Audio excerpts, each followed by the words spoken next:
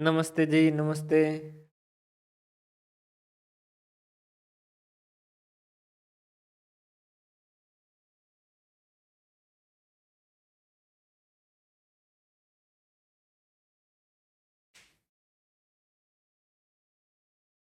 Financial accounting किन-किन की पूरी हो गई भई? नमस्ते जी।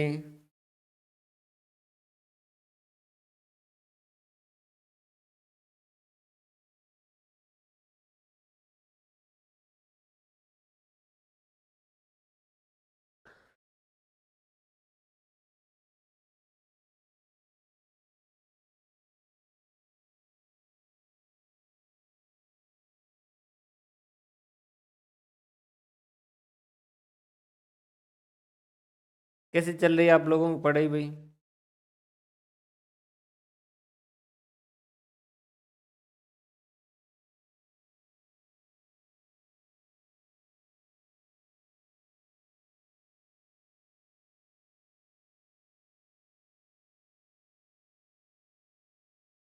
कल से एफएम शुरू कर रहे हैं। आपकी जो है एफएम वो भी साथ में तो अब से कुछ दिन साथ ही रहना है, एबीएसटी और ये एफएम वालों को।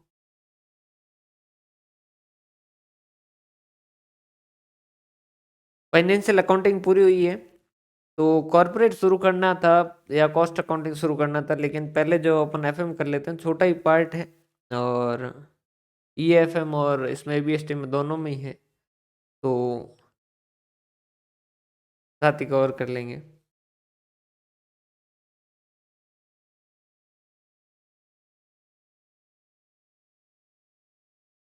तो भाई एबीएसटी वालों आपके फाइनेंशियल अकाउंटिंग जो है वो कंप्लीट हो चुकी है क्या?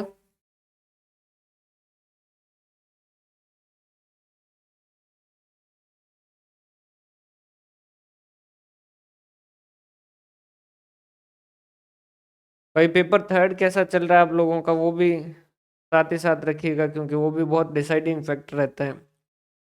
रीजन ये है कि हम मार्क्स गेन कहाँ कर सकते हैं, नंबर बढ़ा कहाँ सकते हैं, तो उसमें जो है वो सबसे बड़ा रोल जो पेपर थर्ड का रहेगा, जिसके ऊपर जो है वो आपको ज़्यादा ध्यान देना है।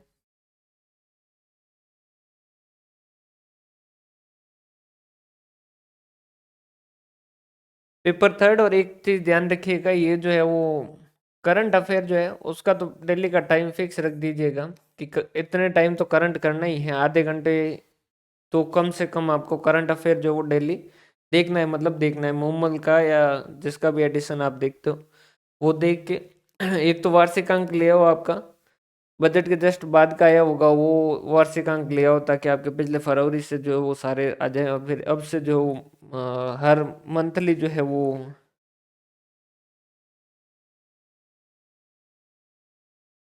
एफएम के लिए तो देखो, एक सेकंड रुकिएगा ना, मैं वो ले ही आता हूँ।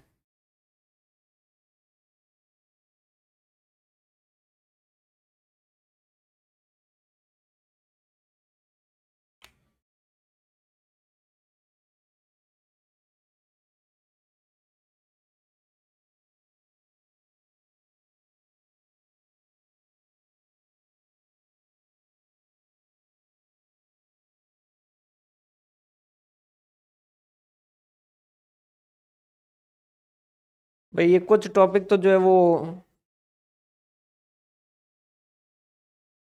2 महीने वाला है, और एक जो है वो जस्ट अभी जो आने वाला है, जैसे अभी आएगा, एक तो आर्थिक समीक्षा ले आई है और एक अभी का वार्षिकांक ले आई है। क्योंकि क्या होता है, डाटा जो है वो रिलेटिव टर्म में ज़्यादा याद रहते हैं कि भाई जैसे इनकी संख्या बढ़ी है या नहीं बढ़ी है। क्योंकि पेपर थर्ड के अंदर जो करंट अफेयर दो हिस्सों में काम करेगा, एक तो जो इकोनॉमिक्स में क्वेश्चन पूछे जाते हैं वो भी जो है वो करंट अफेयर के ही होते हैं ज़्यादातर, और उसके अलावा करंट अफेयर स्पेसिफिक अलग से तो है ही, और उसके अलावा जियोग्राफी में भी जैसे कोई भी जगह कुछ होगा ना नया, तो वहां से क्वेश्चन पूछने के चांसेस जो वो बढ़ जाते हैं, तो करंट अफेयर आपका अच्छा होना चाहिए। सबसे पहले जो शुरुआत कीजिएगा जियोग्राफी से, अगर सब्जेक्ट की बात करें करंट अफेयर के अलावा जियोग्राफी लीजिए। उसके बाद में जो सबसे पहले मैप भरिए, मैप भी अलग अलग जिले वाइज अलग भरिए, संभाग वाइज अलग भरिए, वो प्राकृतिक प्रदेश जो होते हैं मरुस्थल, और उसके हिसाब से अलग भरिए। जब पूरा मैप आपके कवर में है ना, उसके बाद से जो पढ़ना शुरू करिए हिस्ट्री के देखो, अगर आप असिस्टेंट प्रोफेसर की तैयारी कर रहे हो तो आपको सबसे पहले ये चीजें समझनी होगी।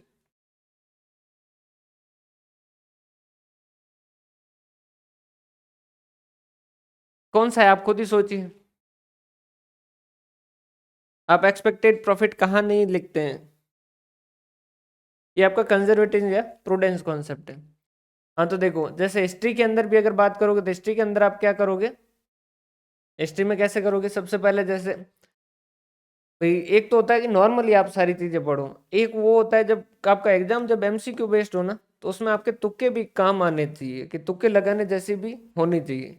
तो आपको ये पता होना चाहिए कि भाई ये एक दरबार है, इसके अंदर ये पीढ़ी चल रही, ये दरबार है, ये इस पीढ़ी में चल रही, ये दरबार जो है इसकी ये पीढ़ी चल रही, ये जो दरबार इसकी पीढ़ी चल रही है। तो उस केस के अंदर जो है वो आपको जैसे आपको पता है कि ये जो है वो घटना जोधपुर की है या मारवाड़ की है, और ये जो बाकी तीन ऑप्शन दे रखे हैं, दो ऑप्शन दे रखे हैं जो कि बाहर के हैं, और हो सकता है उसमें से एक जो आपका कंफ्यूजन हो।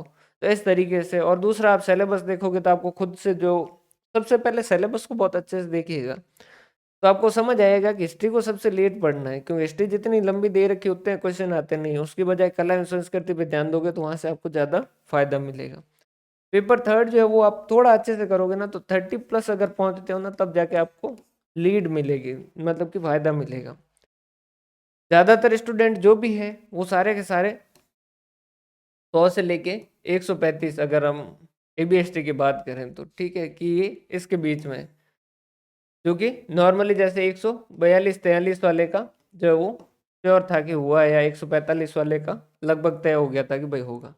तो ज्यादातर स्टूडेंट जो वो 100 से 135 के बीच में है, ठीक है। और लगभग इसमें भी ज्यादातर स्टूडेंट जो कौन से होंगे, 120 से 130 के बीच में होंगे। रीजन क्या है कि वो भैया इसका मतलब ये है कि आपके पास नॉलेज तो है। सबसे पहली बात तो आप ये मान के चलिए आपने नेट क्लियर किया है, इसका मतलब आपके पास नॉलेज जो है वो अच्छी है। हाँ, तो नॉलेज आपके पास बेशक अच्छी है कि भाई नेट क्लियर किया है आपने और ये सारी चीजें कर रहे हैं, इतनी पढ़ाई की है, ग्रेजुएशन की है, पोस्ट ग्रेजुएशन की है, नॉलेज वगैरह सब बढ़िया है। आपको इन चीजों को समराइज जो है वो सही तरीके से करना, और जब करो तो थोड़ा स्ट्रेटेजिक हिसाब से करना है। आपके पास जो लिमिटिंग फैक्टर है वो है आपके पास टाइम। तो आप जो भी सिलेबस देखो, सबसे पहले सिलेबस देखिएगा, उसमें देखिएगा कि भाई कौन से टॉपिक से क्वेश्चन ज्यादा पूछे जाते हैं, उसमें भी किससे क्वेश्चन किस तरीके के पूछे जाते हैं। बहुत मायने रखता है कि आप प्रीवियस ईयर के क्वेश्चन पेपर जो वो देखो, क्योंकि जैसे स्पेसिफिक क्वेश्चन है भाई किसान आंदोलन से क्वेश्चन आता ही आता है, किसान आंदोलन आप आसानी से याद कर सकते हो। क्वेश्चन पेपर जो है वो बहुत ही जरूरी है, समझिएगा, क्वेश्चन पेपर बहुत ही जरूरी है। पिछली बार लोग जो है वो उन्होंने कहा कि स्टेट्स जो है वो उसके अंदर फॉर्मूले वगैरह जो बहुत ज्यादा, भाई स्टेट्स फॉर्मूले वाले पूछी ही नहीं जाएगी ना। आपका जो एग्जाम है वो एमसीक्यू बेस्ड है, कॉन्सेप्ट बेस्ड क्वेश्चन आएंगे। इस स्थिति में क्या लगना चाहिए, सिर्फ इसी से रिलेटेड क्वेश्चन आते हैं। अब उसमें जो है वो कुछ ने क्या किया कि जैसे पहला पेपर देखा उससे पहले वाला 2014 वाला, कि किसने कौन सी डेफिनेशन दी थी। अब स्टेट्स में वो डेफिनेशन न याद होनी है, न मुझसे हुई है, न मेरे कोई खानदान में कर पाएगा, न आपसे हुई है, न आपके खानदान में कोई कर पाएगा। रीजन क्या है, इतने लोगों ने डेफिनेशन दी है। हाँ, सिर्फ इतना कर सकते हैं, कॉलेज की बुक्स में कुछ पीछे क्वेश्चन दे रखे होते हैं जहाँ से सीधे सीधे आरपीएस से क्वेश्चन उठाते हैं। तो ये चीजें जो है वो बहुत ही जो है वो कारगर सिद्ध होने वाली है। आप कोई भी तैयारी शुरू करो, उसमें सबसे महत्वपूर्ण चीजें जो है वो, मैं सबसे महत्वपूर्ण चीजें अगर मेरे से कोई पूछा जाए तो मैं इनको मानता हूँ कि आप, नमस्ते जी, कि आप एक तो पढ़ाई करो और एक सही तरीके से पढ़ाई करो।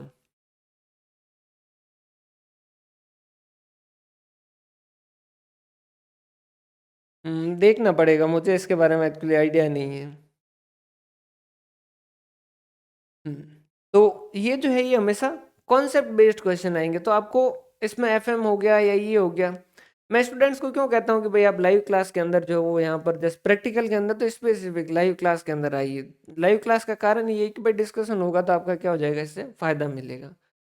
अब अगर आप चाहे भाई जिन्होंने लिया है कोर्स उन सब के लिए जो अपन एक काम कर सकते हैं, भाई एक व्हाट्सएप ग्रुप बना सकते हैं। लेकिन उसमें अब बनाने में दिक्कत कहाँ आती है कि भाई फिर क्या होता है, ज्यादातर स्टूडेंट जो उसमें टाइम पास करना शुरू कर देते हैं, मतलब पूरे दिन जो इस तरीके से करें। नहीं, आप स्पेसिफिक सिर्फ आधा घंटा डिस्कशन के लिए रखें कि भाई हाँ इस टाइम जो मैं देखूंगा ग्रुप, और जो भी क्वेश्चन वगैरह हुए हैं उनके ऊपर डिस्कशन अगर करें तो फिर वो होता है कि हेल्दी डिस्कशन और उससे आपको फायदा मिलता है भाई। ग्रुप स्टडी का जो एक्चुअल फायदा है वो उस स्थिति में मिलेगा। अगर अपन पूरे दिन जो इसमें करेंगे तो अपने को कुछ खास फायदा मिलना नहीं। अगर ये वाली स्थिति होगी भाई हाँ इसमें,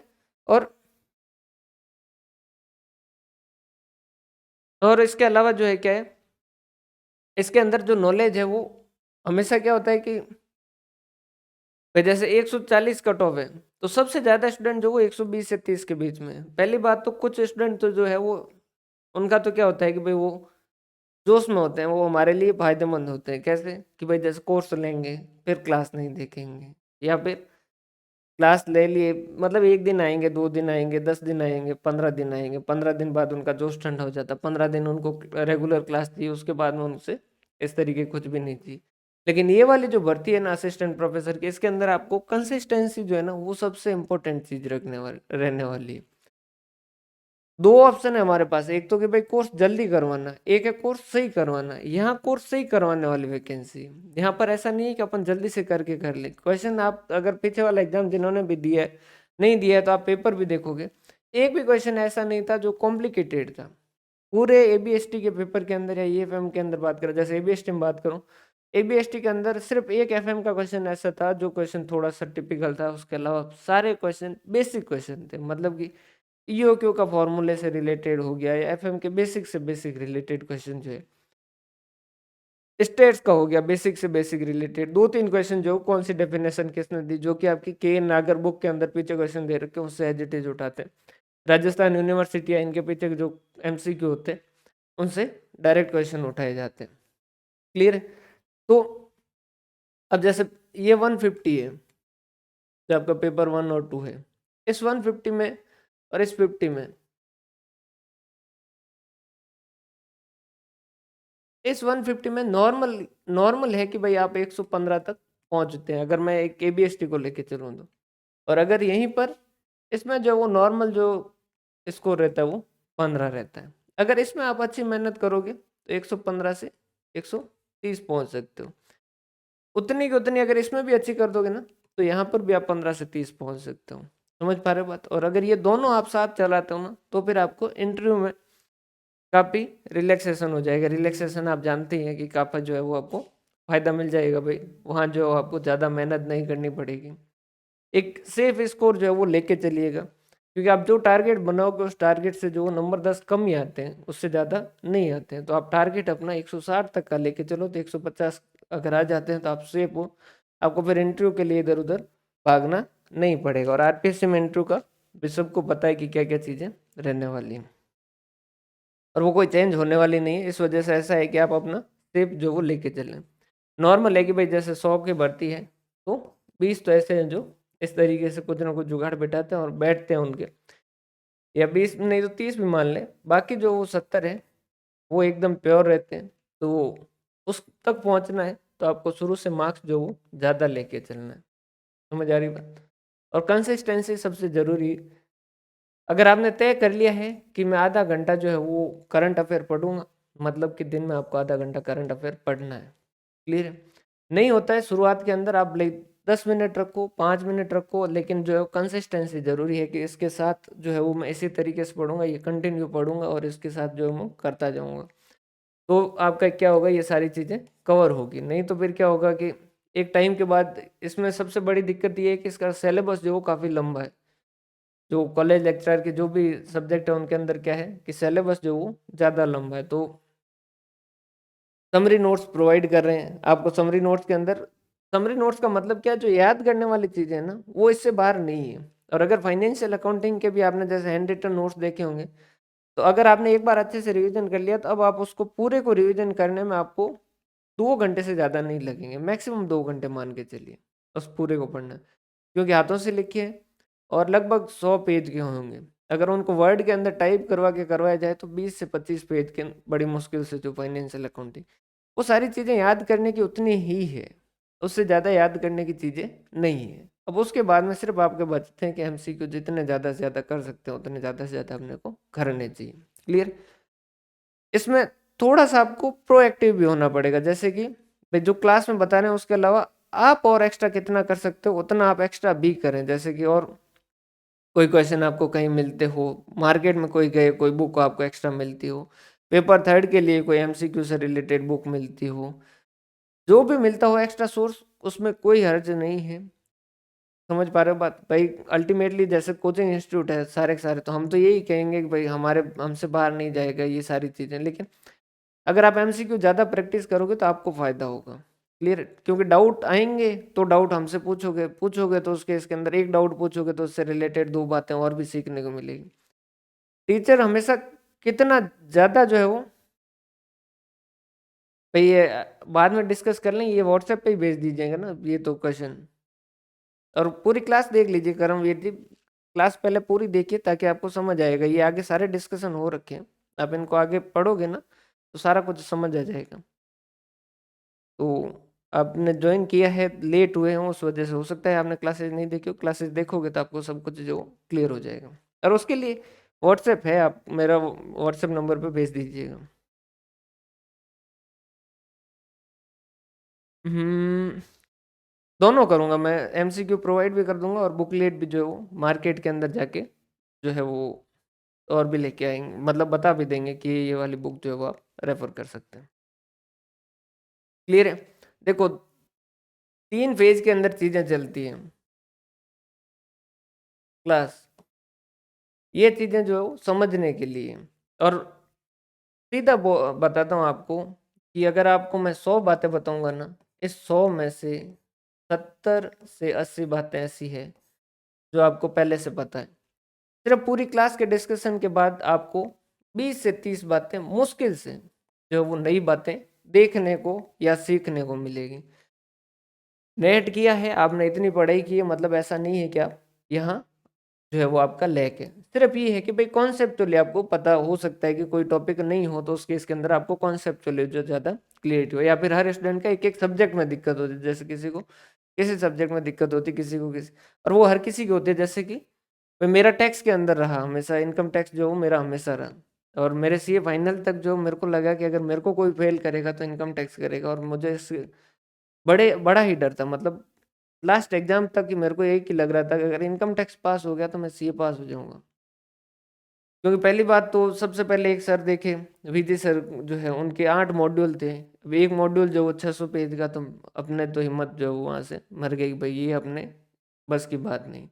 फिर किसी ने कहा कि उनके जो एक समरी आती है, वो समरी का मतलब होता है कि भाई 100 पेज का, लगभग 50 मैक्सिमम 100 का, वो जो है वो 450-500 पेज की। फिर उसके बाद में किसी ने कहा कि भाई एक जो वो आरटीपी उससे क्वेश्चन आते हैं, आरटीपी जो वो 100 पेज की वो रट ली, और एक जो वो प्रीवियस ईयर क्वेश्चन पेपर होते थे वो रट लिए। 2 क्वेश्चन आए थे 16 और 16, 32 नंबर के, एज इट इज आए, एज इट इज चिपकाए।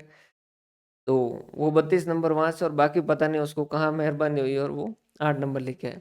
तो उसमें क्या था, कॉन्सेप्चुअल क्लियरिटी थी नहीं शुरुआत के अंदर, जो टेक्स्ट की जब पढ़ा तब कॉन्सेप्चुअली पढ़ा नहीं, और फाइनल के अंदर फिर उसने दिक्कत की।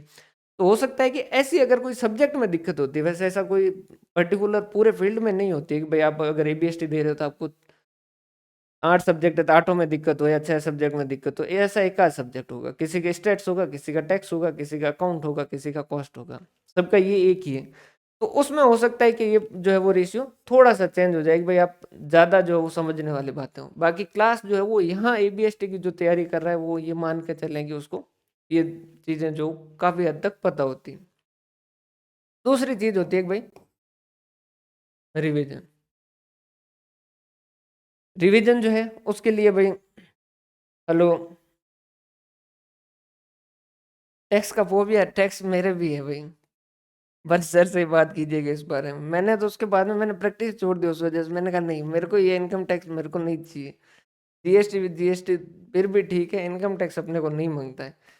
प्रैक्टिस जो है वो उसी वजह से छोड़ी, मैंने कहा कि नहीं यार इससे अच्छा अपने ये पढ़ा लेंगे, ये ठीक है, ये टैक्स वाला काम जो है वो नहीं रहेगा। रिवीजन, तो भाई रिवीजन के अंदर जो वो शॉर्ट नोट्स है उससे बाहर कोई भी ऐसी चीज नहीं होगी जो आपको याद होनी चाहिए थी, और वो इसके अंदर नहीं है। जो चीजें याद होनी चाहिए वो सारी की सारी शॉर्ट नोट्स के अंदर है। कॉन्सेप्चुअल सारी चीजें आपको क्लास के अंदर मिल जाएगी, और रिवीजन जो है वो यहाँ हो जाएगा। इस शॉर्ट नोट से आपने अगर फाइनेंशियल अकाउंटिंग देखी है तो फाइनेंशियल अकाउंटिंग के अंदर जो आप देख सकते हो कि भाई उससे बाहर जो है वो कुछ भी ऐसा पॉइंट जो वो नहीं छोड़ा गया। फिर भी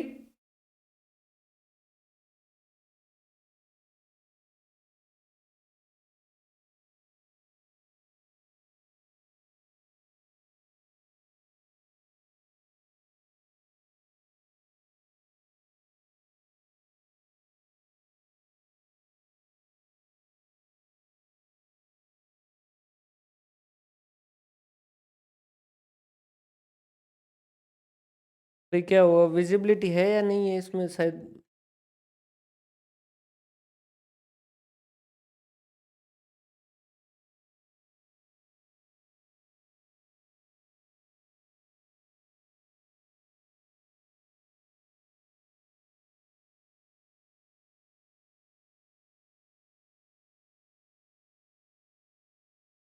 भाई वीडियो शो हो रहा है या नहीं हो रहा है?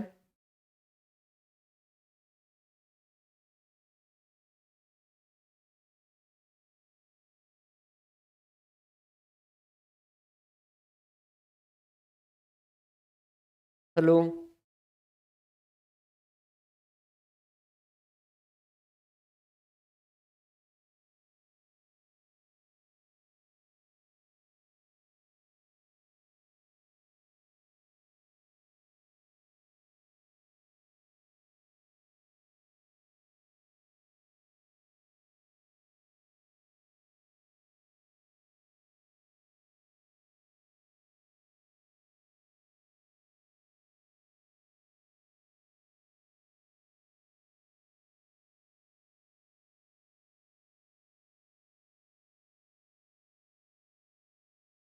हम्म। पेन कहाँ रख दी मैंने?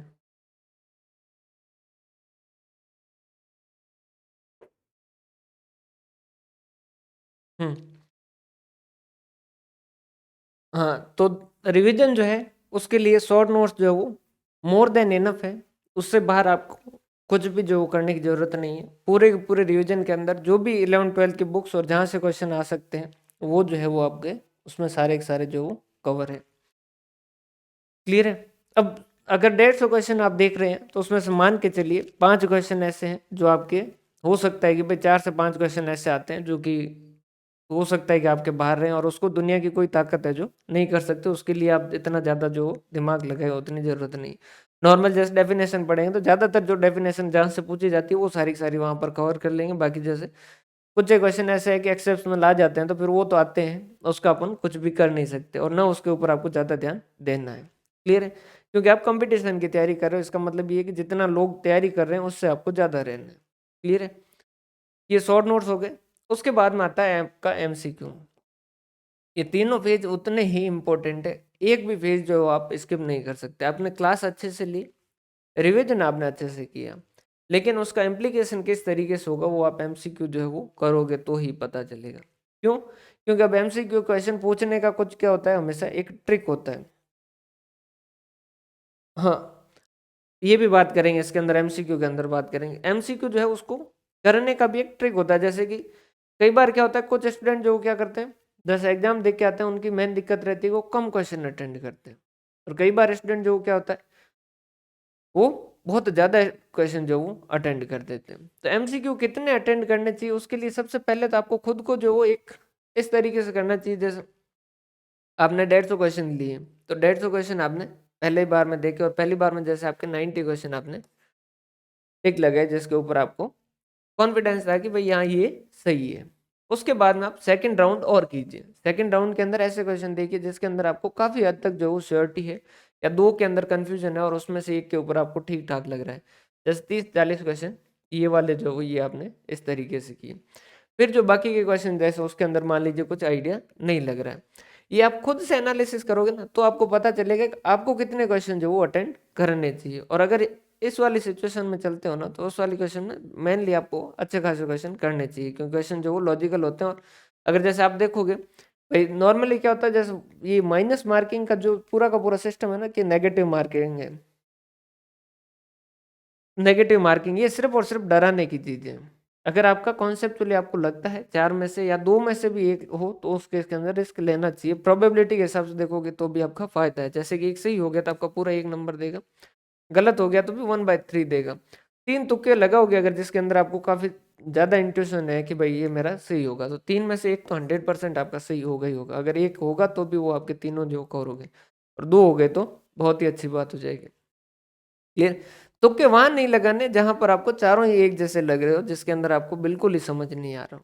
बाकी नॉर्मली जो है वो तुक्के नहीं होते हैं एक्चुअली। जो हमने क्या होता है कई बार पढ़ रखा होता है वो एट द पॉइंट एग्जैक्ट जो वो याद नहीं आता है, लेकिन हमारे माइंड के अंदर जो जैसे मेमोरी अलग अलग तरीके से जो रिएक्ट करती है। आप कभी अभी तो मत पढ़िएगा, जब भी आपके पास समय हो 11th 12th की एनसीईआरटी साइकोलॉजी किताब पढ़िए, उसमें मेमोरी नाम का एक चैप्टर है, बहुत ही अच्छा दे रखा है। मतलब कि मेमोरी जो अलग अलग तरीके की होती है, कुछ चीजें जो होती है वो हमें खुद को ही पता नहीं होता है कि हमारे मेमोरी के अंदर, जैसे आपके बचपन के अंदर कोई ऐसा घटना हो गई जो कि बहुत ही अच्छी थी या बहुत ही बुरी थी, आप अभी भूल चुके हो, आपकी नॉर्मल जीवन चल रहा है, सब कुछ चल रहा है। ऐसा मान लीजिए कोई आपने एकदम से एक्सीडेंट देख लिया था किसी का, जो सड़क पे जाते हो, मान लीजिए छोटे थे उस टाइम, ऐसा कुछ भी देगा, एग्जैक्ट वैसी घटना होगी तो आपको वो पूरा ने जो पिक्चर है ना, वो एकदम एग्जैक्ट वैसी वैसी क्लियर जो पिक्चर आपको वापस दिखेगी। अब आपको कभी पता ही नहीं था कि वो मेमोरी के अंदर है, लेकिन वो एक्चुअल मेमोरी के अंदर थी।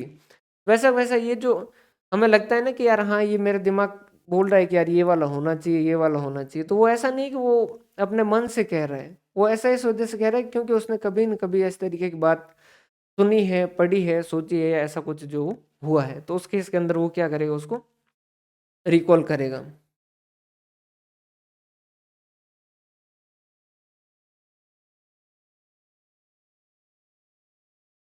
हम्म, देखो 150 तक तो आपको पहुंचना चाहिए, मैं बिल्कुल क्लियर बात कह रहा हूँ। और उसका रीजन ये है कि भाई, ताकि आपको जब वो इंटरव्यू में माथाफोड़ी न करनी पड़े। और 120 मार्क्स आप पहुंच सकते हो इसके अंदर, जो फर्स्ट और सेकंड पेपर के अंदर बहुत ही आसानी से कर सकते हो, अगर आपने ये तीनों जो वो सिस्टम वाइज किए। अब क्या है कि कई स्टूडेंट जैसे एबीएसटी और ये जो है ना, ये क्लासेस, ये ऐसी नहीं है कि जिसके अंदर आप इसको 1.5 की स्पीड से 2 की स्पीड से देखो, इसको आराम से देखो, बस डिस्कशन करो। ना मैं कुछ आपको समझा रहा हूँ, ना आपको कुछ समझना है, ये डिस्कशन है, समझिए, ये क्लासेस नहीं है, ये लेक्चर नहीं है, मैं आपसे जो है वो आपको पढ़ा नहीं रहा हूँ। यहाँ एक्चुअल में क्या होता है, डिस्कशन होता है कि भाई मैं आपसे कुछ बात कर रहा हूँ, आप जो मेरे से कुछ बात कर रहे हो, फिर जो है वो आपके कुछ क्वेश्चन डाउट आएंगे तो वो आप मेरे से पूछेंगे, या मैं जो आपको कुछ बताऊंगा उसमें आपके और कुछ डाउट निकल जाए, इस तरीके की ये जो है डिस्कशन होगा। जितना डिस्कशन ज़्यादा होगा उतना आपका नॉलेज जो है वो इनहेंस होगा। और फिर जो रिवीजन और एमसीक्यू जो वो ये पर्टिकुलर एग्जाम के लिए, बाकी क्लास और ये जो डिस्कशन है ये आपका ओवरऑल नॉलेज इंप्रूव करेगा, और ये जितना नॉलेज इंप्रूव होगा उतना आपका ये अच्छा होगा। अगर आपका ये चीज अगर अच्छी होती है तो आप 150 में से 120, अगर इस बार वाले पेपर के हिसाब से देखें तो 120 तक पहुंचना चाहिए, और 30 नंबर आपका पेपर थर्ड के अंदर जो पहुंचना चाहिए। क्लियर है? तो ये सारी चीजें हैं। और करंट अफेयर जो है वो भाई बिल्कुल याद रख के, जो करंट अफेयर आप 100% देखिएगा, उसके अंदर जो कभी भी कोई भी कमी नहीं लेके आए, क्योंकि करंट अफेयर आपको पढ़ के चलना होगा। इकोनॉमिक्स अलग से है, उसमें से इकोनॉमिक सर्वे में से काफ़ी क्वेश्चन पूछे जाते हैं। और पेपर थर्ड जो वाकई डिसाइडिंग रहता है, क्योंकि यहाँ जैसे 120 तक आप पहुँच जाओगे, उसके लिए अगर आपको जैसे 40% मेहनत करनी है, तो 120 से 30 पहुँचने में आपको मेहनत जो 80% करनी पड़ेगी, क्योंकि उसके बाद में जो एक रीजनेबल लेवल से ज़्यादा पहुँचने के बाद में आपको एक्यूरेसी उससे ज़्यादा जो है वो पहुँच नहीं पाती, कि भाई 120 क्वेश्चन, 120 जो है वो आप बचा रहे हो 150 में से, तो ये बहुत ही अच्छा स्कोर है। अब इससे ज़्यादा बढ़ाने से ज़्यादा अच्छा है कि आप इसमें अगर कोशिश करोगे तो 50 में 15 से 30 पहुंच सकते हो, तो यहाँ आप 15 नंबर बढ़ा सकते हो। यहाँ 15 नंबर जितनी मेहनत बढ़ा सकते हो उतना फिर 120 से 130 में नहीं पहुंच सकते, तो 120 और 30 150 तो आपको कम से कम लेके चलना है कि भाई इतना मुझे करना है। क्लियर है? अब बात करें हम हमारे एफएम की, तो देखो भाई, ये जो है ये कुछ टॉपिक तो जो आपके कॉमन है।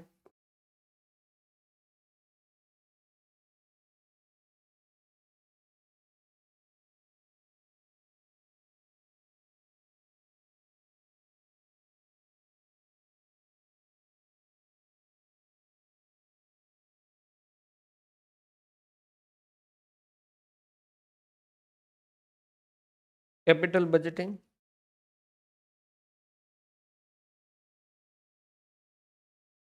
Cost of capital,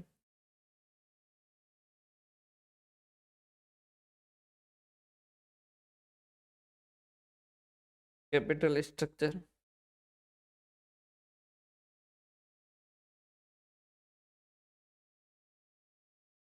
ratio analysis,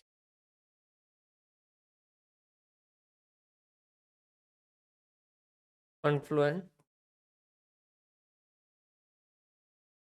cash flow,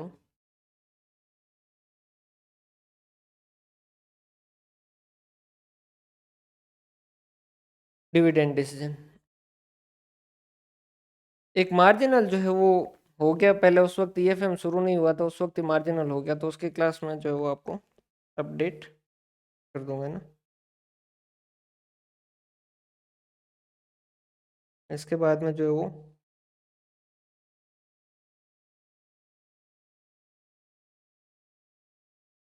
EFM में एक लिख रखा है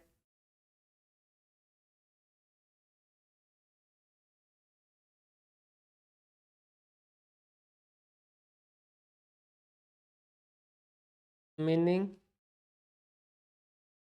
nature and scope of financial management and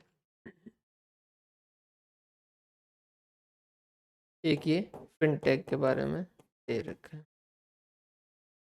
और यहाँ जो है वो लिख रखा है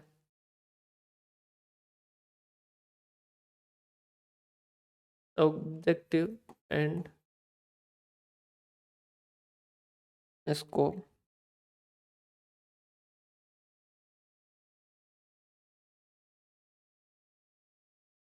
ऑफ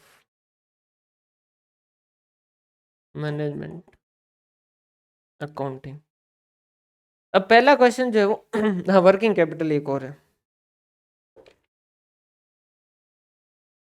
वर्किंग कैपिटल एक और है, और कुछ तो नहीं बचा है। वर्किंग कैपिटल जो है वो दोनों में दे रखा है।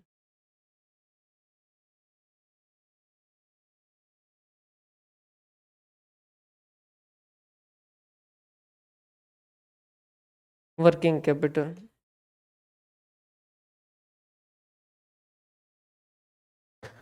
अब अगर सबसे पहला जो क्वेश्चन बनता है ना, वो यही क्वेश्चन बनता है कि ईएफएम वाले में इसको लिखा गया है सिलेबस में फाइनेंशियल मैनेजमेंट, और यहाँ लिखा है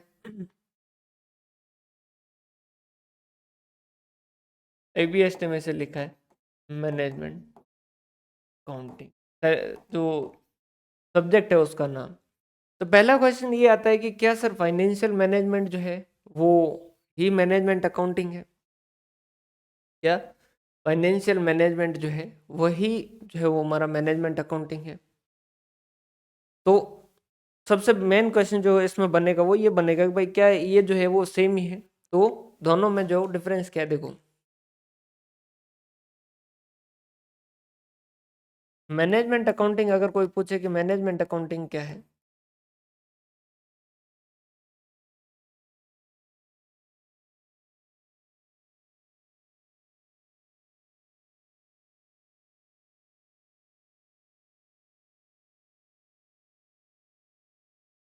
मैनेजमेंट के लिए अकाउंटिंग, क्लियर है? मतलब मैनेजमेंट अकाउंटिंग क्या है? मैनेजमेंट को कुछ इन्फॉर्मेशन की ज़रूरत होती है, भाई मुझे कुछ डिसीजन लेना है, तो उस केस के अंदर मुझे कुछ चीज़ों की इन्फॉर्मेशन की ज़रूरत होगी। जैसे आपने इस भर्ती के लिए, जो असिस्टेंट प्रोफेसर की भर्ती के लिए या कोई भी भर्ती के लिए आप अगर तैयारी करोगे, तो सबसे पहले आप क्या देखोगे? उसका सिलेबस देखोगे, ठीक है?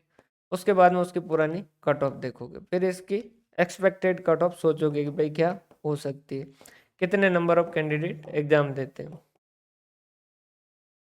ठीक है? प्रीवियस ईयर के क्वेश्चन पेपर देखोगे, ये सब देख के आप फिर क्या करोगे? तैयारी शुरू करोगे। तो ये क्या है? आपका डिसीजन लेना कि भाई असिस्टेंट प्रोफेसर में मुझे तैयारी करनी चाहिए या नहीं करनी चाहिए। करनी चाहिए तो कौन से सोर्स यूज करने चाहिए, करनी चाहिए तो मुझे कितना टाइम इसके लिए देना चाहिए, कितना टाइम पढ़ना चाहिए। ये आप क्या कर रहे हो? सारे निर्णय ले रहे हो, और उन सारे निर्णयों के लिए आपको क्या चाहिए होगी? कुछ चीज़ों की ज़रूरत होगी, क्लियर? कुछ इन्फॉर्मेशन की ज़रूरत होगी। वैसे वैसे मैनेजमेंट जो है उसको भी क्या करना है?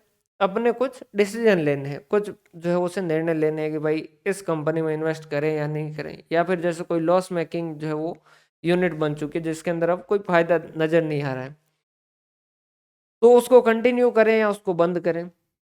अगर कंटिन्यू करते हैं तो क्या जो है वो इम्पैक्ट आएगा, वगैरह वगैरह सारी चीज़ें। तो उससे रिलेटेड इन्फॉर्मेशन चाहिए होगी कि भाई अपन इस मार्केट के अंदर जाएं या नहीं जाएं। जैसे कि आज के टाइम के अंदर सोलर वाले मार्केट के अंदर जाए या नहीं जाए, या फिर इलेक्ट्रिक व्हीकल के मार्केट के अंदर जाए या नहीं जाए। तो हमें देखना होगा कि भाई इस मार्केट के अंदर क्या क्या चीज़ें आ चुकी है, क्या क्या चीज़ें चल रही है। अगर हम ये चीज़ बनाए तो कितनी कॉस्ट में बना सकते हैं, अगर हम ये बेचें तो कितने में बिक सकती है, उसमें टैक्स कितना लगेगा। मैनेजमेंट को क्या इन्फॉर्मेशन चाहिएगी, सारी इन्फॉर्मेशन चाहिएगी। समझ पा रहे हो बात, क्या चीज़ की इन्फॉर्मेशन उसे नहीं चाहिएगी। भाई अगर इलेक्ट्रिक व्हीकल के इंडस्ट्री में जाना चाहते हैं तो हम ये सारा देखना चाहेंगे सबसे पहले कि भाई ये जो इंडस्ट्री है उसमें जो कॉस्ट कितने में हमारा प्रोडक्ट तैयार होगा, बिकेगा कितने में, टैक्स कितना लगेगा, हमारी जो वो अल्टीमेटली रिटर्न कितना मिलेगा, हम जो पैसा लगाएंगे उस पर रिटर्न कितना मिलेगा, रिस्क कितनी है, और कौन कौन से कंपटीटर है, वगैरह वगैरह सारा कुछ क्लियर है। तो मैनेजमेंट को क्या होता है, सारी कुछ जो वो इन्फॉर्मेशन चाहिए होती है, जिसमें से मैनेजमेंट को मेनली कौन कौन सी इन्फॉर्मेशन चाहिए। मैनेजमेंट को मेनली चाहिए जैसे आपको कॉस्ट की इन्फॉर्मेशन चाहिए,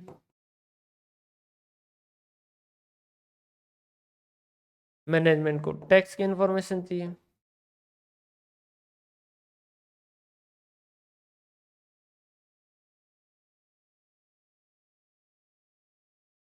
मैनेजमेंट को उसके कॉस्ट की हो गई, उससे रिलेटेड फाइनेंस से फाइनेंस की जो वो इन्फॉर्मेशन चाहिए कि भाई पैसा कहाँ से लाएंगे, कितना जो वो रिटर्न मिलेगा, वगैरह वगैरह ये सारी चाहिए। उसके जो है वो उसका कंपटीशन किस किस से है उसके इन्फॉर्मेशन चाहिए, कंपटीटर की इन्फॉर्मेशन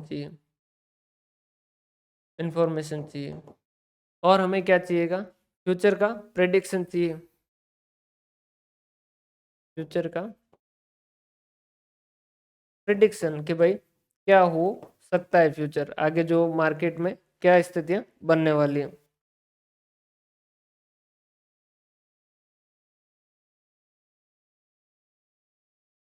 एफएम के लिए मैंने 2 बुक मंगवाई है, और अभी मेरे पास जो है वो अल्टीमेट सीए वाली और 2 बुक अलग से है। और 2 बुक जो मैंने अलग से मंगवाई है जो कि मेरे पास ये रीट के एग्जाम की जो है वो टाइम के अंदर लेके आएंगे, ये जयपुर से मंगवा रखी है।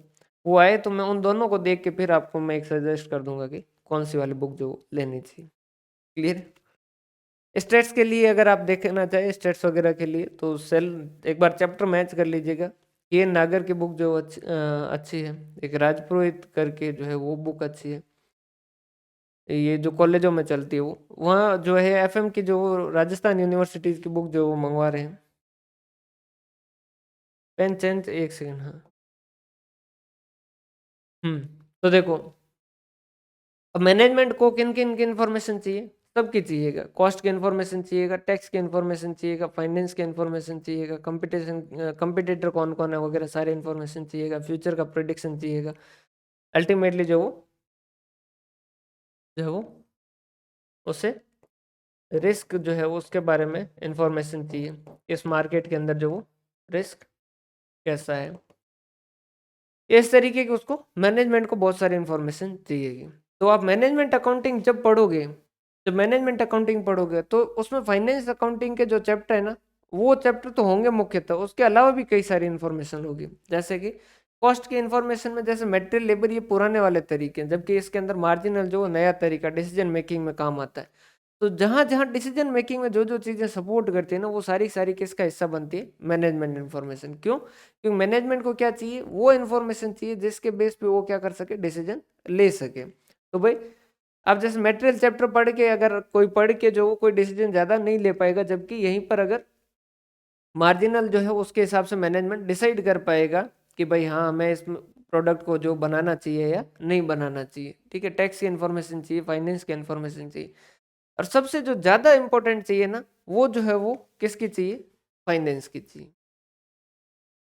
क्योंकि भाई पैसा जो है वो, हाँ मैं ही पढ़ाऊंगा। हम्म, सबसे जो महत्वपूर्ण इन्फॉर्मेशन उसे चाहिए ना, वो किसकी चाहिए, फाइनेंस की चाहिए। अब क्यों?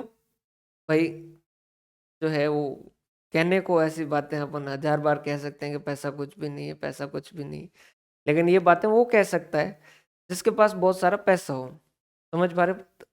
जो अमीर आदमी है वही ये कह सकता है कि पैसा कुछ मायने नहीं रखता, या फिर जो शक्तिशाली है वो कह सकता है कि जो है वो शक्ति कोई काम की नहीं है, मतलब पावर जो है वो कोई काम की नहीं है। तो वैसे वैसे बिजनेस में अपन कह सकते हैं कि भाई बिजनेस के अंदर गुडविल वगैरह सब कुछ है, लेकिन अल्टीमेटली तो फाइनेंस होगा तो बिजनेस चलेगी। पैसा जो वो एक तरीके से खून है, जैसे हमारे शरीर के अंदर जैसा ब्लड है वैसा वैसा बिजनेस के लिए जो।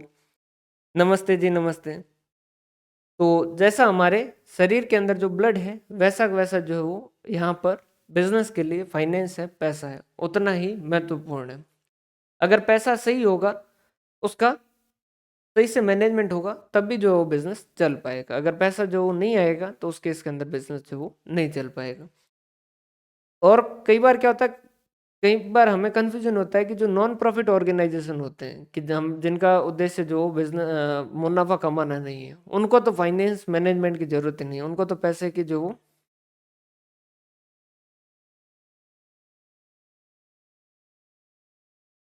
जहाज हो गया क्या। हाँ, तो भाई देखो, कई बार क्या होता है, जैसे हमें ये कंफ्यूजन होता है कि भाई जो क्या बता रहे थे भाई। हाँ, हमें ये कंफ्यूजन होता है कि भाई नॉन प्रॉफिट ऑर्गेनाइजेशन जो है, एनपीओ जो है, उनको फाइनेंस के मैनेजमेंट की जरूरत नहीं है, जबकि ऐसा नहीं है। चाहे ट्रस्ट है, चाहे कुछ भी है, चाहे आप मुनाफा कमाने के लिए कर रहे हैं, चाहे आप बिना मुनाफा कमाने के लिए कर रहे हो, फाइनेंशियल मैनेजमेंट जो वो बहुत ही जरूरी है। अगर वो होगा तो ही आप जो वो सर्वाइव कर पाओगे। अगर फाइनेंस का अच्छे से मैनेजमेंट नहीं होगा, आप कई बार कंपनियां देखते हो जैसे एलई टीवी वगैरह जो एक बार बीच में चला था, मोबाइल वगैरह का फाइनेंशियल मैनेजमेंट का क्राइसिस आया, उससे फिर हटना पड़ा। अगर फाइनेंस का मैनेजमेंट सही नहीं होगा तो उस केस के अंदर जो कोई भी बिजनेस सर्वाइव नहीं करेगा। इस वजह से मैनेजमेंट को सबसे महत्वपूर्ण, इसमें से सबसे प्यारी बात जो कौन सी लगती है भाई, अपने मारवाड़ी में कहते हैं ना भाई, कमाओ नाल बैठो ही हाँकरो लागे, मतलब कि जो बच्चा कमा रहा है वो सबसे बढ़िया है, और जो बच्चा नहीं कमा रहा है वो बढ़िया नहीं है। ये सीधी सी बात है। तो अल्टीमेटली जो बिजनेस में तो फाइनेंस जो वो जहाँ से सही तरीके से जनरेट होगा वो हमारे लिए काम का होगा। तो हमें सबसे महत्वपूर्ण इन्फॉर्मेशन किसकी चाहिए, फाइनेंस की चाहिए। फाइनेंस होगा तो टैक्स लगेगा, फाइनेंस ही नहीं होगा तो टैक्स क्या लगाएंगे, क्लियर है। और ये सारी चीजें जो अल्टीमेटली इस फाइनेंस से रिलेटेड होती हैं। यहाँ फाइनेंस के अंदर भी हम दो चीजें मुख्यतः देखते हैं कि पैसा जो है उसमें दो चीजें हैं।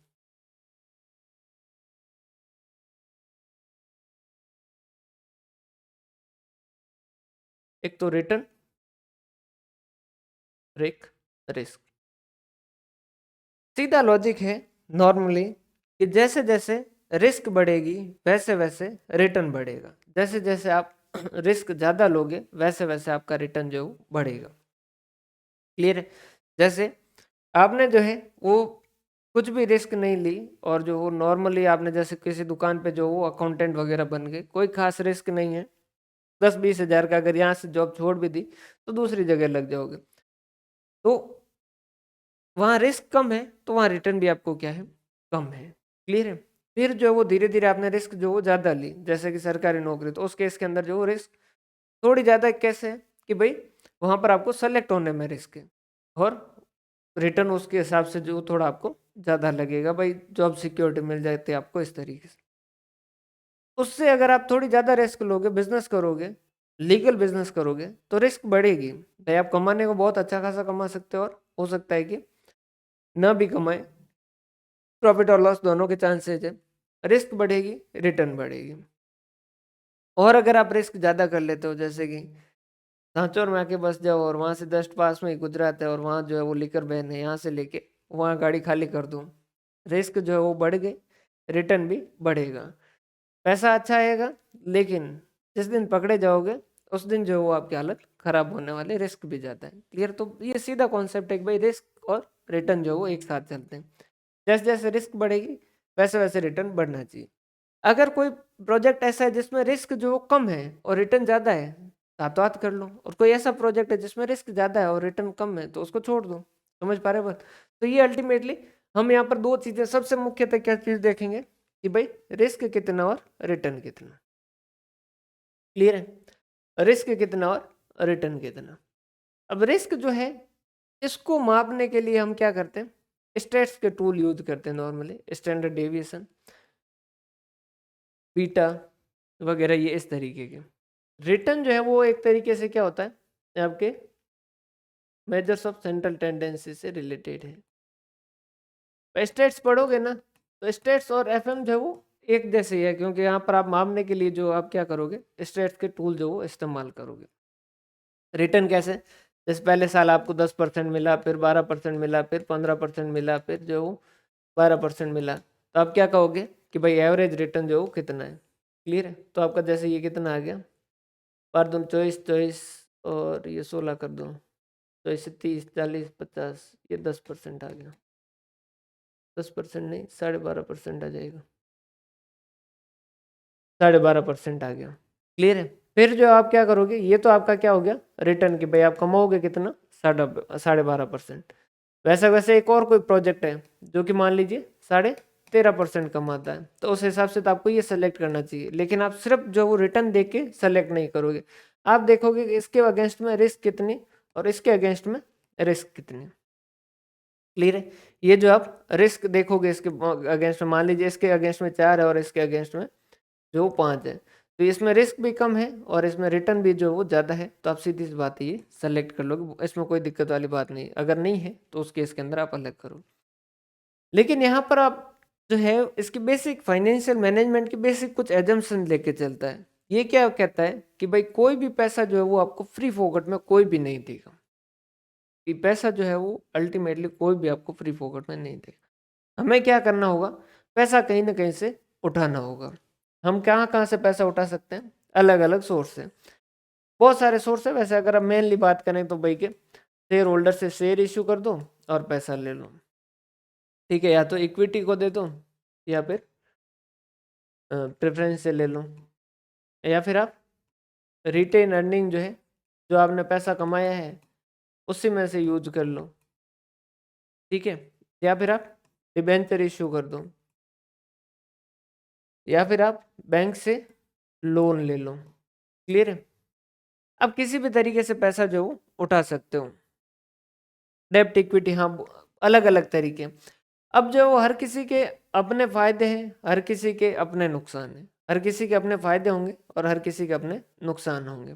जैसे शेयर से इनके ऊपर, जैसे आपने इक्विटी की बात की, तो इक्विटी में ऐसा है कि भाई कमाएंगे तो देना है, नहीं कमाए तो नहीं देना है। क्लियर है। तो ये चीज है कि भाई रिटर्न जो है वो ऐसा नहीं है कि जरूरी नहीं है कि उनको पैसा दिया ही जाए। जबकि यहीं पर आपने डिबेंचर से पैसा ले लिया तो उनकी जैसे 12% रेट है, तो आप चाहे मुनाफा कमाओ चाहे नहीं कमाओ आपको देना है। लोन लिया 15% पे तो देना है, बात खत्म। क्लियर है। तो ये इस मामले में जो रिस्क यहाँ पर बढ़ जाती है, भाई ये आपको फाइनेंशियल रिस्क बढ़ गई कि भाई पैसा आपको देना पड़ेगा। भाई अगर आपको जैसे कल को आपने पैसा अलग अलग ऑप्शन से, मान लीजिए आपने शेयर से पैसा लिया है, इक्विटी शेयर से पैसा लिया है, क्लियर, और आपका मुनाफा जो वो 1 लाख हुआ और आपका जो है वो प्रॉफिट सिर्फ 1 लाख हुआ, तो उस केस के अंदर इक्विटी शेयर और आपने कहा कि हम इस बार कुछ भी नहीं देंगे, 1 लाख पूरा का पूरा रोक के रखेंगे या 1 लाख बांटेंगे तो भी चल सकता है। जबकि यहीं पर प्रॉफिट अगर आपका 1 लाख है और मान लीजिए आपने जो क्या किया है, डिबेंचर जो वो 20 लाख के इशू किए हैं जिसके ऊपर 10% जो वो आपकी रेट है, तो उस केस के अंदर आपका 2 लाख का इंटरेस्ट बनता है। तो आपका 2 लाख का इंटरेस्ट आपको देना पड़ेगा एनी हाउ कुछ भी करके। क्लियर। लेकिन दूसरा फायदा क्या कह सकते हैं, फायदा ये कह सकते हैं भाई डिबेंचर जो है इसके ऊपर जैसे टैक्स में फायदा मिल जाएगा, खर्चा मानेंगे छूट मिलेगी वगैरह। तो हर किसी कॉस्ट ऑफ कैपिटल अलग है, ये सारी चीजें अलग है। तो हमें देखो, अब अगर बात करें कि पूरे एफएम में हम करेंगे क्या, पूरी एफएम के अंदर जो मेनली चैप्टर जो वो है क्या, तो मेनली क्या है, पैसा लाए कहाँ से। क्लियर है। तो इसे हम कहते हैं प्रोक्योरमेंट ऑफ फंड, कि पैसा लाए कहाँ से, प्रोक्योरमेंट ऑफ फंड, कि पैसा लेके कहाँ से है। जो पैसा लेके आए हैं उस पैसे को इन्वेस्ट कहाँ करें, उसको इन्वेस्ट कहाँ करें, इन्वेस्ट कहाँ करें, उसको इन्वेस्ट कहाँ करें। क्लियर है। और इन्वेस्ट करने के बाद में जो आपने पैसा कमाया है, जो मुनाफा हुआ, उसमें से पैसा बांटे कितना और पैसा रोक के कितना रखें। बस मेनली जो पूरी एफएम जो आपकी इन्हीं 3 के अंदर आएगी। अब जो आप चैप्टर देखोगे ना, वो कुछ इससे रिलेटेड आएंगे कि पैसा कहाँ से लेके आए, कुछ जो वो पैसा कहाँ लगाए उससे रिलेटेड है, और कुछ पैसा जो जो मुनाफा कमाए उससे आप जो है वो कितना बांटे या कितना करें। जैसे कि अपन ये देखें, अगर ये सिलेबस देखें अभी,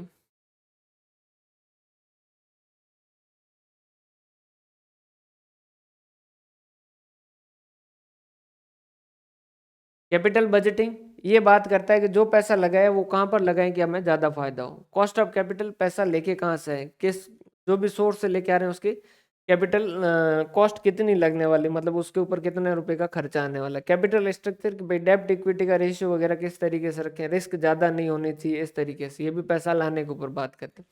रेशियो एनालिसिस और ये फंड फ्लो जो है वो ये अल्टीमेटली आपके, इसको आप पर्टिकुलरली मैनेजमेंट अकाउंटिंग में ले सकते हो। प्योरली फाइनेंशियल अकाउंटिंग जो इसे न भी कहे, सॉरी, रेशियो एनालिसिस और फंड फ्लो ये वाला, ये जो है ये जो कभी कभी अकाउंटिंग के अंदर भी सिलेबस में लिखा जाता है, कभी कभी मैनेजमेंट अकाउंटिंग में भी लिखा जाता है, कभी कभी जो फाइनेंशियल मैनेजमेंट।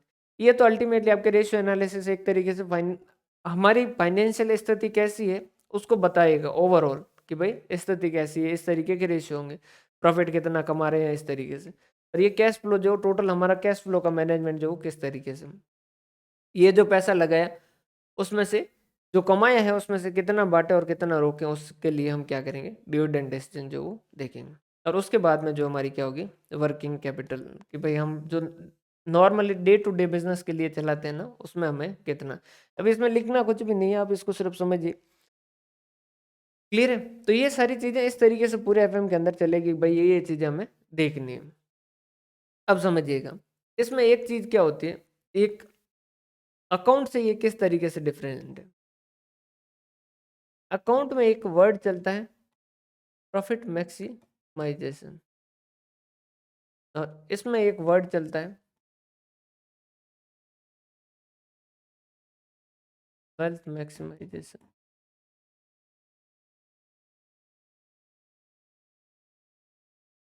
देखिए दोनों में लड़ाई किस बात की है। ये जो एफएम वाले हैं ना, अभी अपन एफएम पढ़ रहे हैं तो अपन एफएम वाले हैं, हमारा कहना ये है कि भाई ये जो प्रॉफिट वर्ड है ना, ये बिल्कुल बेवकूफ़ बनाने का वर्ड है, और बहुत आसानी से बेवकूफ़ बना सकते हैं। उसने कहा कैसे बना दोगे, हमने कहा चलो तुम्हें क्या चाहिए, ये आपका ट्रेडिंग अकाउंट है और ये ट्रेडिंग P&L है, हमने कहा। और क्या है भाई आपके, क्या है, टू नेट प्रॉफिट कितना है, जैसे आपका 1 लाख। हमने कहा बढ़ा के दिखाओ, हमने कहा बढ़ा के दिखाओ। उन्होंने कहा कितना करना है, हमने कहा कि 1.5 लाख करके दिखा। तो उन्होंने कहा अच्छा ठीक है अभी करते हैं आओ। उन्होंने कहा कि आपका कोई दोस्त है, हमने कहा कहाँ है। तो उन्होंने कहा कि उससे कुछ चीज़ें परचेज करनी है। उन्होंने कहा कि ठीक है कर दो, तो ये क्रेडिट पे कर दो, परचेज टू क्रेडिटर। हमने कहा सामान है कितने का, उन्होंने कहा 2 लाख का। तो हमने कहा कि इसे 2.5 लाख में खरीदो। उसने कहा 2.5 लाख में पागल है, 2.5 लाख में क्यों खरीदे, कि उस क्रेडिटर को दो आप कितना, सिर्फ जो है वो 2.5 लाख है, सॉरी 2 लाख है जो इसके बनते हैं। बाकी जो है वो 1 लाख आप क्या कर दो, डिस्काउंट रिसीव 50,000। ये क्या है, डिस्काउंट रिसीव्ड क्या इनकम है, साइड में लिखो बाय डिस्काउंट रिसीव, ये लो 50,000, और ये हो गया आपके 1.5 लाख।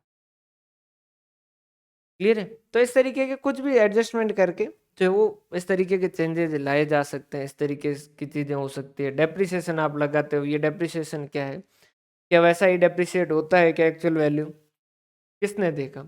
ये कहता है कि इससे कोई फर्क नहीं पड़ता कि आपकी बुक्स के अंदर कितना प्रॉफिट है। कि प्रॉफिट जो एक बोगस टर्म है, एक बेवकूफ़ बनाने वाली बात है। अल्टीमेटली ये है, जैसे ये हमारा घर है, तो इस घर के अंदर साल के शुरुआत में कितने कितना जो वो पैसा था, या कितनी जो हम फाइनेंशियली या वेल्थ थी, मतलब पैसा या टोटल ज्वेलरी वगैरह मिला के कितनी जो वेल्थ थी, और साल के अंत में कितनी वेल्थ है। अगर हमारी वेल्थ बड़ी है तो इसका मतलब हमने अच्छा किया है, और अगर वेल्थ नहीं बड़ी है तो उस केस के अंदर हमने कुछ भी अच्छा नहीं किया। प्रॉफिट आप बुक के अंदर कैसे भी दिखा सकते हो, उससे हमें कोई फर्क नहीं पड़ता। अल्टीमेटली आपके पास शुरुआत के अंदर जैसे 5 लाख रुपए के सामान थे, और साल के अंत में आपके पास 10 लाख रुपए के सामान है, तो इसका मतलब ये है कि आपने जो अल्टीमेटली 5 लाख रुपए की इस साल वेल्थ बढ़ाई है। क्लियर है?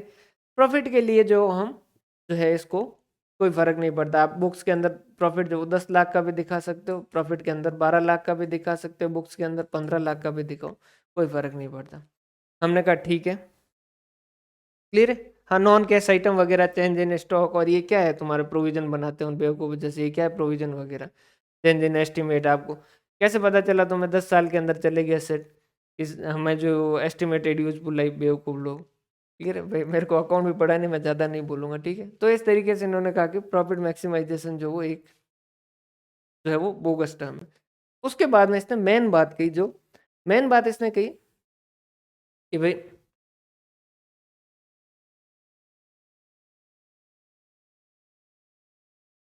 Time value of money. यहाँ तो हम बात करते हैं इसकी, और ये जो है ये टाइम वैल्यू ऑफ मनी की बात ही नहीं करते। टाइम वैल्यू ऑफ मनी की बात ही नहीं करते। हमने कहा ये क्या है, तो उन्होंने कहा कि पैसे की जो वैल्यू है ना, वो समय के साथ परिवर्तित होती है। हमने कहा कैसे, उन्होंने कहा कि एक काम करो, 1 करोड़ रुपए जो आज मुझे दे दो, और 1 साल बाद मैं आपको 1 करोड़ रुपए वापस दे दूंगा। हमने कहा कि नहीं भाई, क्यों देंगे। उन्होंने कहा कि भाई आप अकाउंट के अंदर तो जो है आज 1 करोड़ गए, तो आप उसे 1 करोड़ रुपए टू कैश लिखोगे। क्लियर है, कि आज पैसे गए, तो आज आपने लिखा 1 करोड़ रुपए गए। 1 साल बाद वापस 1 करोड़ आएगा, तो आप क्या लिखोगे, बाय कैश। वो भी कितने से, 1 करोड़ से। इसका मतलब आप तो कह रहे हो कि 1 करोड़ आज जा रहा है, 1 साल बाद आ रहा है, इसमें कोई फर्क ही नहीं है। और अगर ऐसा है तो 1 करोड़ मुझे दो, 1 साल मैं इसको जाके बैंक में जमा करवाऊंगा, 10% ब्याज पे भी अगर करवाऊंगा, तो उस केस के अंदर 10 लाख रुपए मेरे आएंगे ये, और उसके बाद में जो मैं दे दूंगा वापस आपको 1 करोड़ रुपए। क्लियर है। तो इन्होंने कहा कि ये तो है बेवकूफ़ वाली बात है, ऐसा कुछ होता नहीं है, पैसों की जो वैल्यू चेंज होती है हर समय, जो वो क्या होती है, पैसों की वैल्यू चेंज होती है। हमने कहा कैसे चेंज होती है, क्यों चेंज होती है, क्या कारण होते हैं चेंज के। तो उन्होंने कहा देखो, सीधा सा लॉजिक है। अगर आज जो है वो एक मान लीजिए घी जो है वो, आप नॉर्मली हम जो है वो देखते आए हैं बचपन से, घी के या पेट्रोल के देखते आए हो, घी है पेट्रोल है, इनके भाव देखते आए हो। घी के भाव जो नॉर्मली पहले जो है वो 300 रुपये लगभग जो है भाव चलते थे। ये पेट्रोल जो 52-53 रुपये जो वो चलता था, 52-53 रुपये। आज के टाइम में कितना है, 100 है लगभग, शायद 100 रुपये के लगभग चल रहा है। और ये कितना हो चुका है, 700 रुपये का लगभग हो चुका है, 600-700 रुपये। तो उन्होंने कहा कि और आज ये जो 1 लीटर 100 रुपये में ना, 1 साल बाद ये भी जो है 110 हो सकता है, 115 हो सकता है। चीज़ें जो क्या हो रही है, महंगी हो रही है। हमने कहा कि महंगी क्यों हो रही है, तो उन्होंने कहा कि इसका कारण है भाई टाइम वैल्यू ऑफ मनी। इसका कारण है टाइम वैल्यू ऑफ मनी। हमने कहा कैसे, तो उन्होंने कहा जैसे देखो, समझिए, ये डायरेक्टली एकदम 100% कोरिलेट नहीं करेगा, ऐसा नहीं कि भाई वहाँ जितना इंक्रीज होगा उतना ही यहाँ इंक्रीज होगा। जैसे ये एक बैट है जो आज 1,000 रुपये का है, क्लियर है, ये जो है इसके बदले में एक बैट मिल रहा है। इसने कहा कि इस बैट को आज नहीं लेंगे, और इसने क्या किया, ये पैसा जो बैंक में जमा करवाया।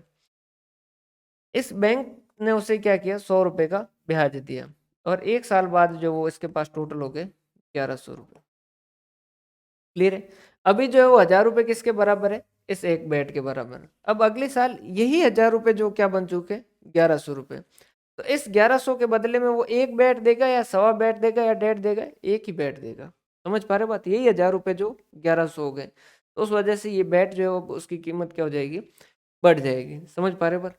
अब ये जो है ये बढ़ते क्यों है भाई, क्या कारण है कि भाई इनके वैल्यू में चेंज आता है, तो उसमें 3 चीजें आती है मेन। तो सबसे पहला आता है डेफरमेंट ऑफ कंजम्पशन, कि भाई मैं जो है इस्तेमाल अभी कर रहा हूँ, उसकी बजाय मैं लेट करूँगा। अगर मैं आज बैट लेके आता तो 1 साल जो बैट को मैं खरीदता, सॉरी खेलता इससे। उसके बाद में है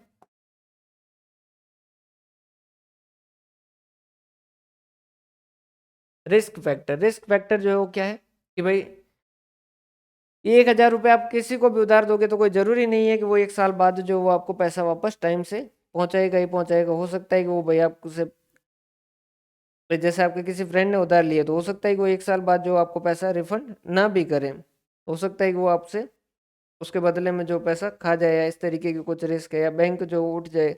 आजकल तो बैंकों का भी भरोसा नहीं। तो इस तरीके की जो रिस्क है उसको कंपनसेट करने के लिए आगे वाला क्या करता है, हमसे कुछ पैसा जो चार्ज करता है।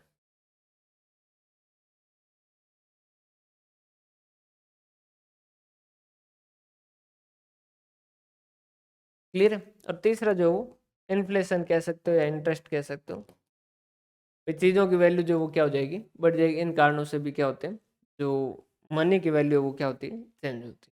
समझ पा रहे बात। तो हमने कहा कि फिर क्या करें, क्या मतलब आपका अल्टीमेटली इतना सारी आपने बातें कही, इस बात का जो अल्टीमेटली आपका क्रक्स क्या है, आप क्या कहना चाहते हो। उन्होंने कहा कि हम जो है इन अकाउंट्स वालों के जैसे नहीं हैं कि पैसों की वैल्यू बराबर मानेंगे। तो हम जो है वो पैसों की वैल्यू समय के साथ परिवर्तित होती हुई मानेंगे, चेंज होती हुई मानेंगे। अगर अकाउंट है तो अकाउंट जो वो क्या करेगा, 0 ईयर जब भी लिखेंगे मतलब कि आज की डेट, 0 1 2 3 4। जैसे कि 0 ईयर के अंदर 10,000 पड़े हैं, यहाँ 10,000 पड़े हैं, यहाँ 10,000 पड़े हैं, यहाँ 10,000 पड़े हैं, और यहाँ 10,000 पड़े हैं। तो ये सब की वैल्यू क्या मानेगा, 10,000, 10,000 और 10,000, 10,000 और 10,000। क्लियर है। जबकि एफएम कहता है कि नहीं भाई ऐसा नहीं है, 1 2 3 और 4। यहाँ जैसे आपके 10,000 है, यहाँ 10,000 है, यहाँ 10,000 है, यहाँ 10,000 है, और यहाँ 10,000। ये सारी एक बातें नहीं है। ये तो क्या कहेगा कि हाँ ठीक है ये सब बराबर है, ये पैसे जो है वो हर साल के अंत में पड़े ना वो सारे बराबर है। ये कहता है कि नहीं, इस पैसे को आज के टाइम में लाना है तो इसको कुछ करना होगा, इसको कुछ करना होगा, इसका कुछ करना होगा। समझ पा रहे हो बात। तो यहाँ पर जो क्या करेंगे, इसको बराबर नहीं मानेंगे। इस वजह से हमें क्या करना होगा, सबसे पहले जो हमें सबसे पहली चीज ये समझनी होगी कि समय के साथ जो वो सबसे पहली जो हमें क्या सीखनी होगी कि समय के साथ टाइम वैल्यू ऑफ मनी का मतलब भी क्या है।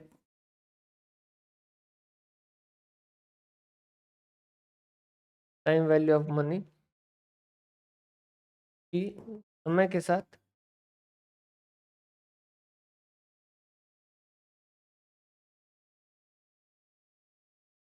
रुपए की वैल्यू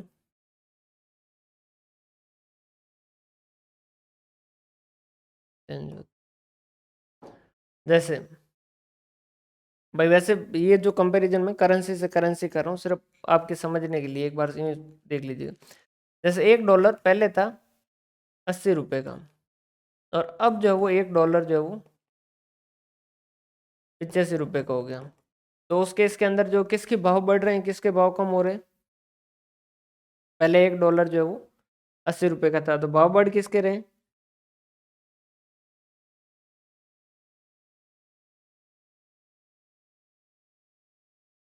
किसकी जो है वो वैल्यू इंक्रीज हो रही है।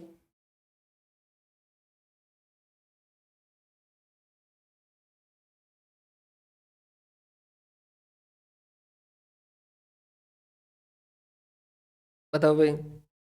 डॉलर की, समझ पा रहे हो बात। तो डॉलर के भाव जो है वो क्या हो रहे हैं, इंक्रीज हो रहे हैं, और रुपए के भाव जो क्या हो रहे हैं, गिर रहे हैं। क्यों, डॉलर जो पहले 80 रुपए मिल रहा था 85 रुपए, मतलब कि डॉलर क्या हो गया, महंगा हो गया है, और रुपया जो क्या हो चुका है, गिर चुका है। डॉलर जो क्या हो रहा है उसके भाव इंक्रीज हो रहे हैं, और रुपये के भाव जो क्या हो रहे हैं, गिर रहे हैं। क्लियर है। तो सबसे पहली चीज जो हमें क्या करनी होगी, टाइम वैल्यू ऑफ मनी जो पढ़नी होगी। एफएम जो अल्टीमेटली बहुत छोटी है, अगर आप टाइम वैल्यू ऑफ मनी जो वो अच्छे से पढ़ लेते हैं तो उसके इसके अंदर आपकी पूरी फाइनेंशियल मैनेजमेंट कुछ ज़्यादा है नहीं। रीजन क्या है, क्योंकि कॉस्ट ऑफ कैपिटल जो है उसमें फॉर्मूले यूज होंगे, या फिर आपके कैपिटल बजटिंग में जो फॉर्मूले यूज होंगे उसमें मेन रोल जो सिर्फ टाइम वैल्यू ऑफ मनी का ही रहेगा। भाई अल्टीमेटली तो सीधी चीज है कि भाई मुनाफा का मतलब भी क्या है, मुनाफे का मतलब क्या है। जैसे 100 रुपये लगाए, भाई सीधी सी बात है, 100 रुपये लगाए, और उसके बदले में अगर 101 रुपया मिलता है तो करना चाहिए, 102 मिलता है तो करना चाहिए, 105 मिलता है तो करना चाहिए, 100 मिलता है तो टाइम वेस्ट करने से कोई खास मतलब है नहीं, करो तो कर लो, और 99 रुपये मिलते हैं तो नहीं करना चाहिए। ठीक है। लेकिन ये जो 100 रुपए है किसी अलग दिन मिलेंगे, ये 100 रुपए जो किसी अलग दिन मिलेंगे, ये 101 किसी अलग दिन मिलेंगे। तो सबसे पहले इनको क्या करना होगा, एक साथ खड़ा करना होगा। समझ पा रहे हो भाई? रेस जो है वो कब हो सकती है, जब सारों की जो है वो, जैसे 100 मीटर की रेस है तो सारों को यहीं से खड़ा करके यहाँ तक जो भगाया जाए और 100 मीटर में भगाया जाए तो ही रेस हो सकती है। मतलब तभी जो वो कंपैरिजन हो सकता है। भाई आप कंपैरिजन परसेंटेज जो वर्ड बना है या परसेंटेज आप कैलकुलेट करते हो वो किस वजह से करते हो, वो आप कंपैरिजन के लिए करते हो। समझ पा रहे हो बात? कि भाई किसी ने 8 नंबर लेके आया 10 में से, और कोई जो वो 92 नंबर लेके आया जो है वो 500 में से। तो यूं तो नंबर तो देखे तो ये ज्यादा लेके आया 92, लेकिन अल्टीमेटली ये दोनों जो है वो क्या है, कंपेरेबल नहीं है। कंपेरेबल नहीं है। रीजन क्या है, इसका टेस्ट 10 नंबर का, इसका टेस्ट जो 500 नंबर का। तो वैसा वैसे ये कह रहा है कि भाई एक जब समय अलग हो जाता है तो उनकी वैल्यू अलग हो जाती है। तो इनकी पहले तो इनमें समय की वजह से जो वैल्यू में चेंज आया ना वो हटाओ। तो उसके लिए हमने क्या कहा, हमने कहा कि यहाँ कैसे करते हैं कि भाई मान लो 100 नंबर का टेस्ट होता तो कितने आते, तो हम क्या कहते हैं 8 आए अगर 10 में से, तो 100 में से कितने आएंगे, तो हम कहते हैं भाई 80%। 92 आए हैं अगर 500 में से, तो 100 में से कितने आते हैं। क्लियर है?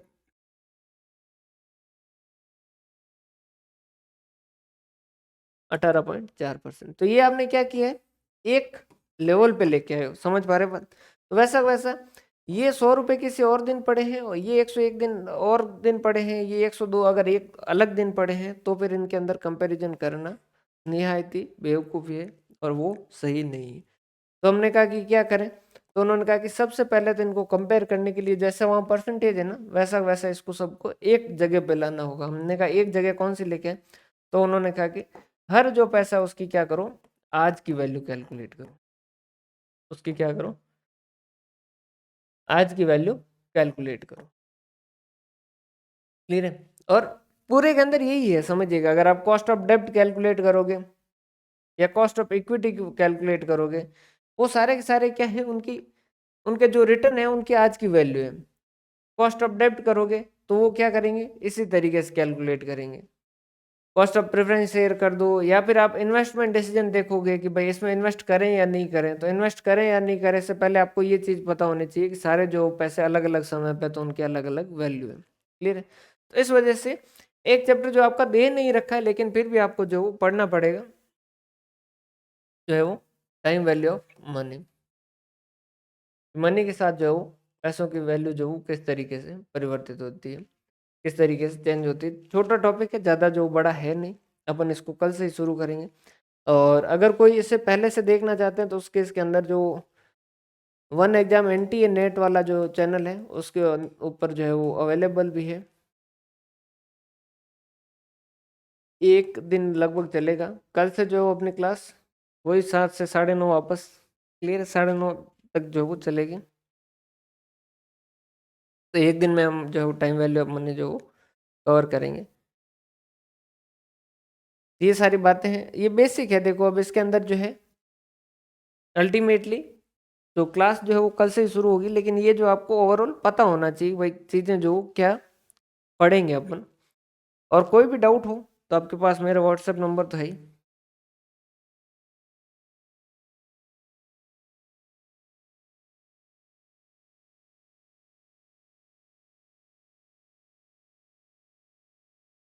9602118772।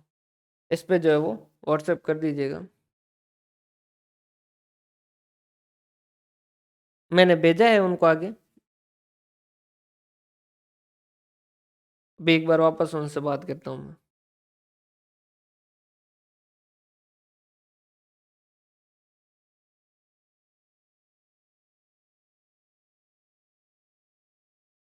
चलो मैं एक बार भेज देता हूँ उनको।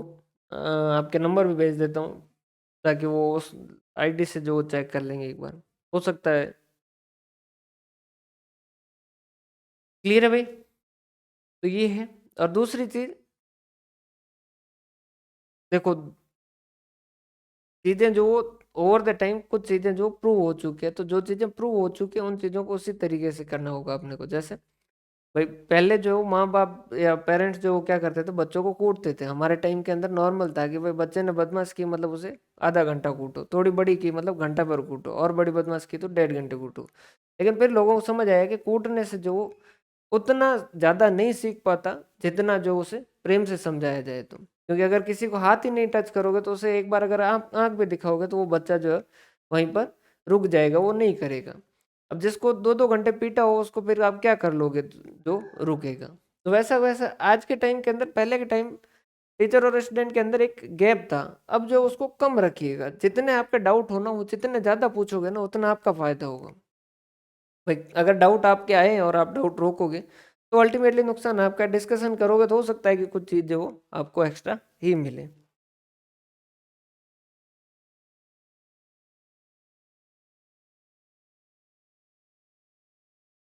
मैं दोनों ही भेज एक बार वापस जो उनको कंफर्म करवाता हूँ।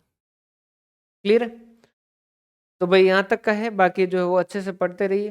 और बाकी पेपर थर्ड तो आपको अच्छे से करना ही है, उसको भाई टाइम याद रख के जो वो दीजिए। हाँ बिल्कुल, वो नेट की क्लास के अंदर देख रखा है तो आप ले चाहे तो उसको नोट से रिवीजन कर सकते हैं। कल वाली क्लास के अंदर जो टाइम वाली नहीं चलेगा, आप और कोई कुछ भी पढ़ सकते हो।